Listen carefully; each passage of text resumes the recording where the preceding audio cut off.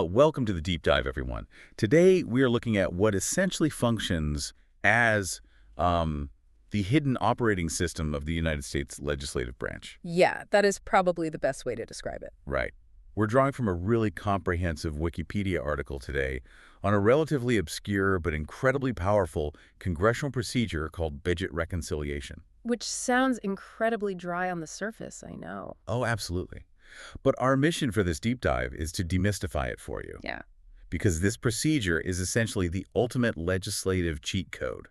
We're going to explore how it allows lawmakers to completely bypass the infamous gridlock of the Senate. And crucially, what highly specific rules keep this immense power in check? Because it is the hidden engine of modern American politics. It really is. Like when you see a monumental piece of legislation pass by the absolute skin of its teeth, this is the mechanism making it possible.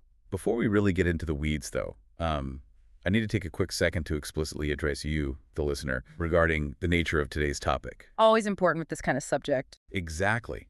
Because our source material today covers politically charged historical events involving both left-wing and right-wing presidential administrations. Over the span of several decades, yeah. Right. So I want to clearly state right up front that we are impartially reporting the historical facts and the legislative mechanisms exactly as they are laid out in the text. Neither of us is taking a side here. No, not at all. We are not endorsing any political viewpoints. We are simply conveying how the source explains the evolution of this specific legislative tool. We're examining the mechanics of the machine, not advocating for who should be driving it. I love that framing. Ooh. Okay, let's unpack this. To understand why budget reconciliation is a cheat code, we kind of have to look at the normal rules of the game first. Right, the standard Senate procedure. Yeah. As we know, normal Senate rules usually require 60 votes to break a filibuster and actually move a piece of legislation forward. Which is very difficult to get. Very. But budget reconciliation allows a bill to completely bypass that filibuster. It can pass the Senate with a simple majority. Just 51 votes. Or 50 votes, plus the vice president stepping in is the tiebreaker. Which is an absolute game changer for any administration. I mean, if you, the listener, have ever wondered how multi-trillion-dollar tax bills manage to pass with razor-thin majorities, this procedure is the answer. It's the only way. But, and this is a but reconciliation cannot be used for just anything. It only applies to mandatory spending, revenue, and the federal debt limit. Okay, let's define that for a second. When we talk about mandatory spending, we're talking about programs that sort of run on autopilot. Right, like Medicare or Social Security. Exactly.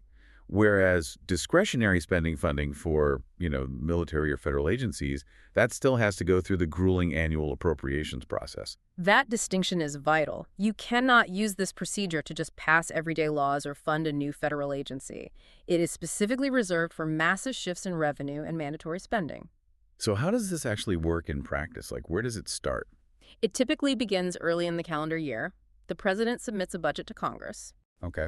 And in response, the House and the Senate begin a parallel process in their respective budget committees. Right. Each committee proposes a budget resolution that sets overall spending targets. What's fascinating here is the specific trigger for this whole process. Yeah. Both houses of Congress actually have to pass identical budget resolutions. Well, identical ones. Yes, and those resolutions have to contain what are called reconciliation instructions. Right, and those instructions direct specific committees to change the laws in their jurisdiction to meet those new spending targets. Exactly. Once those individual committees finish drafting their specific changes, everything gets consolidated into one giant singular piece of legislation. An omnibus bill. Yes, a massive omnibus bill. And once that giant omnibus bill hits the Senate floor, poof, the 60-vote requirement vanishes. It's gone. But there's a really quirky detail here. The Senate rules dictate that debate over a reconciliation bill is strictly limited to 20 hours. 20 hours total. Yeah. And because the debate time is rigidly capped, senators simply cannot use the filibuster to delay it indefinitely. But the minority party doesn't just surrender, obviously. Well, of course not. Since they can't filibuster the debate, they resort to a procedural maneuver known as the vote-a-rama, which is honestly a fascinating quirk of Senate rules. It's one of the craziest things in Washington. Let's talk about the vote-a-rama. It's a spectacular piece of procedural warfare. You see, the 20-hour limit only applies to the debate itself. It does not apply to the process of voting on amendments. Oh, So senators can prevent the final passage of the bill by offering an unending, ruling series of amendments. just one after another. And unlike a modern filibuster where a senator can just signal their intent to delay for a vote-a-rama, they have to physically stand up on the floor and verbally offer every single amendment. Why go through all that trouble, though? I mean, if the majority party has the 51 votes to pass the final bill anyway, what is the strategic value of keeping everyone up all night voting on hundreds of amendments? It's purely about forcing the majority party to take politically toxic votes on the record. Oh, wow. Yeah, the minority party will draft amendments on highly controversial wedge issues, things that might have absolutely nothing to do with the core of the bill. But they're incredibly difficult to vote against. Exactly. They use the vote-a-rama to create campaign attack ads for the next election cycle. It basically becomes this extreme endurance test of physical stamina and political risk management. That is wild. But here's where it gets really interesting. If reconciliation is a cheat code, lawmakers eventually realized they needed a patch to keep people from breaking the game entirely. Right, because otherwise you could sneak in pure policy changes under the guise of a budget bill. Exactly. So enter the Byrd rule. Named after Senator Robert Byrd.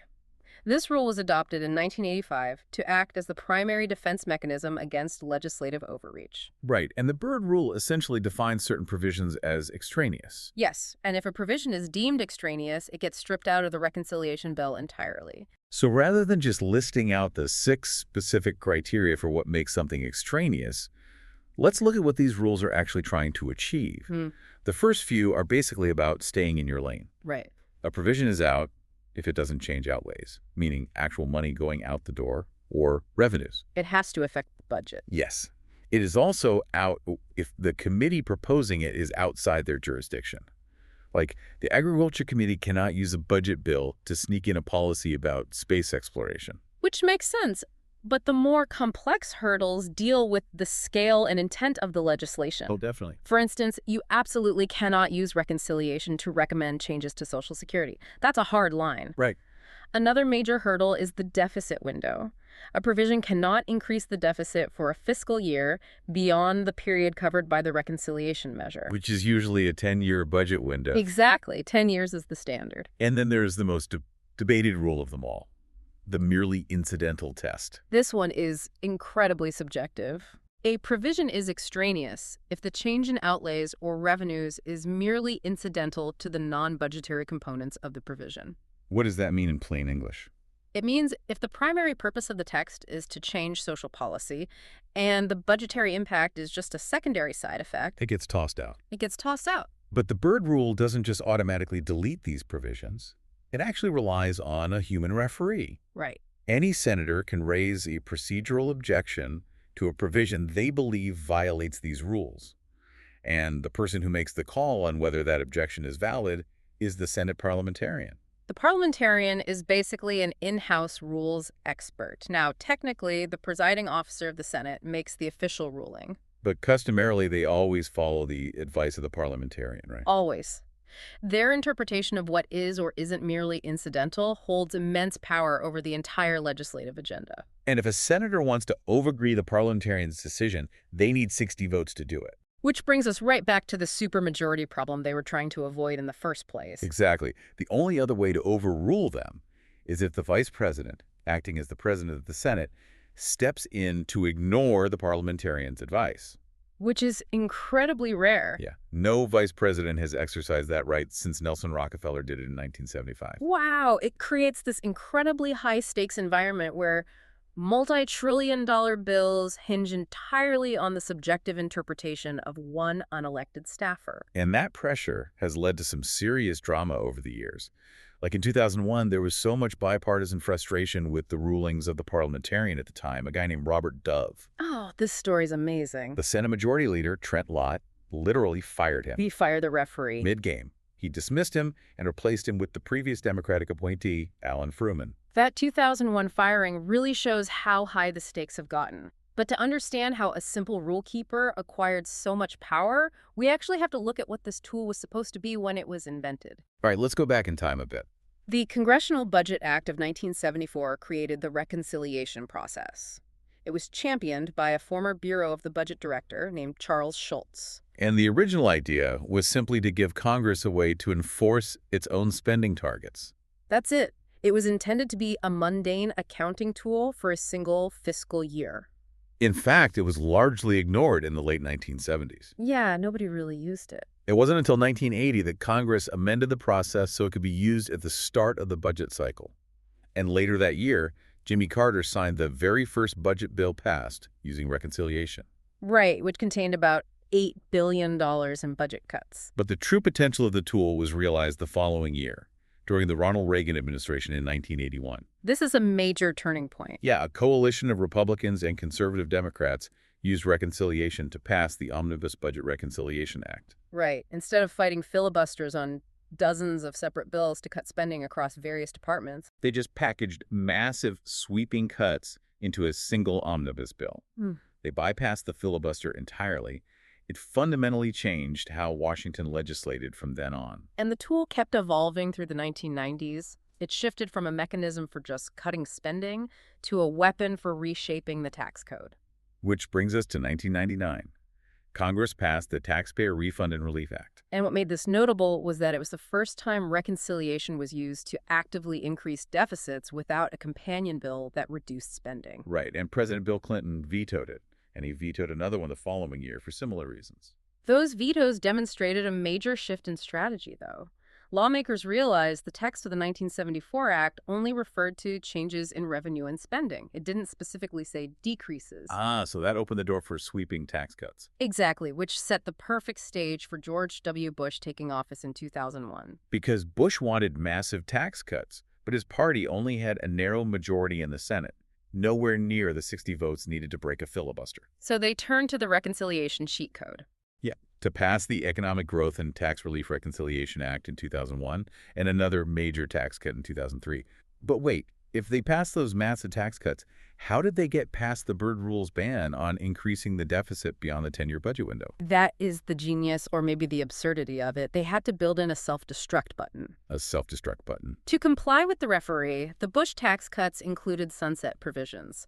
They were written so that the tax cuts would automatically expire and return to pre-2001 levels in the year 2011, unless future legislation was passed to extend them. So the structural limitations of the Senate literally forced a temporary design onto a major economic initiative. Yes. And we see this structural limitation dictate strategy again in the Barack Obama era, but this time regarding healthcare. Oh, the sequence of events surrounding the Affordable Care Act is a masterclass in parliamentary maneuvering. Let's break it down. Because in 2009, Democrats initially didn't even need reconciliation. Right, they held a 60-seat supermajority in the Senate. They passed the original Senate health care bill late in the year, fully expecting to finalize it through the normal legislative process. Then the political landscape shifted practically overnight. Senator Ted Kennedy passed away. And Republican Scott Brown won the special election to fill his seat. Suddenly, the Democrats lost their supermajority. They were down to 59.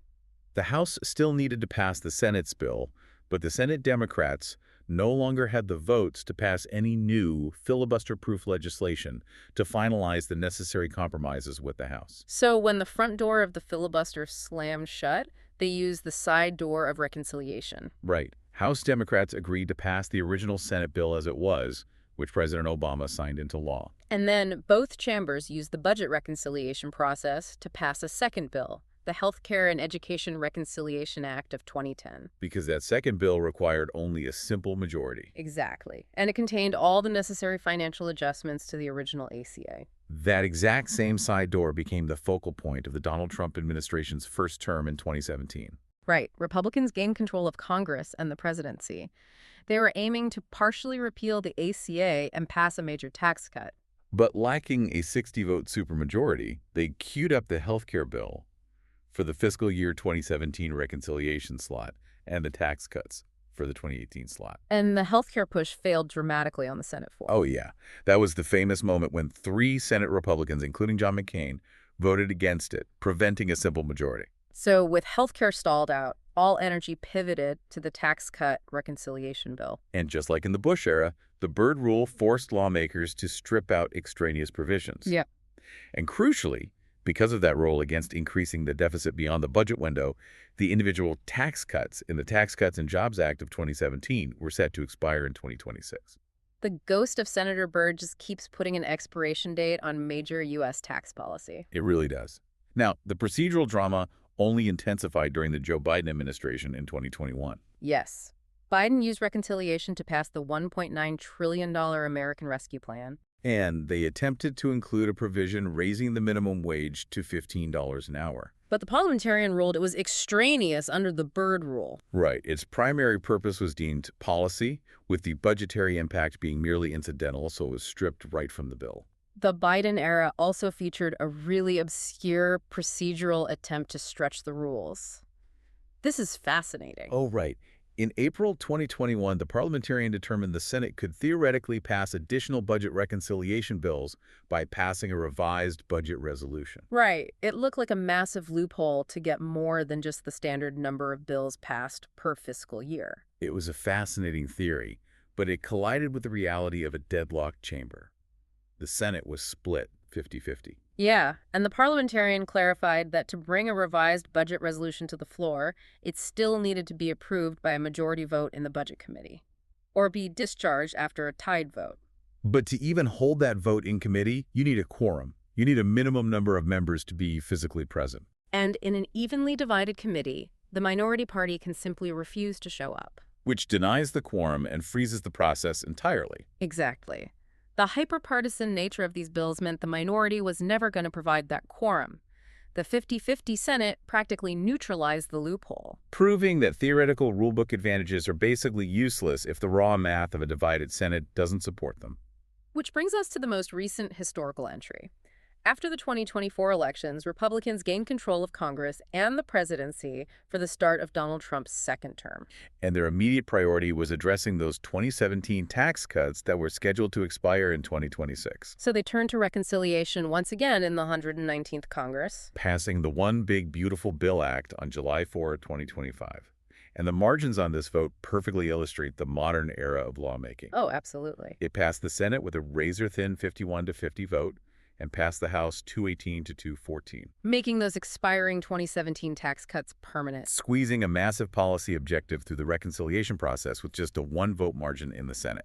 A procedure designed in 1974 by a budget director as a simple accounting mechanism to keep spending targets in check has completely transformed. Completely. It is now the primary vehicle for enacting the partisan agenda of whichever party holds a narrow trifecta in Washington.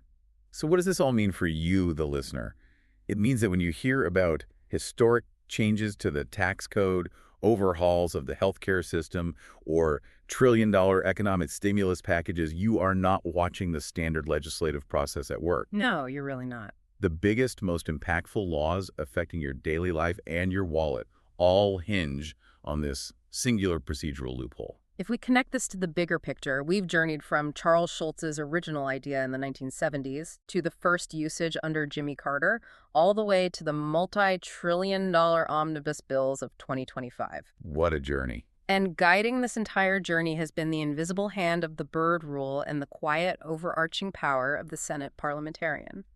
This raises an important question, something for you to mull over after we wrap up today. Let's hear it. If the entirety of the modern United States legislative agenda, from sweeping healthcare reform to trillion-dollar tax policy, hinges on an unelected parliamentarian's subjective interpretation of the word incidental, are we witnessing the ultimate practical evolution of the Senate? Or are we seeing the exact kind of loophole-driven lawmaking that the founders originally tried to prevent?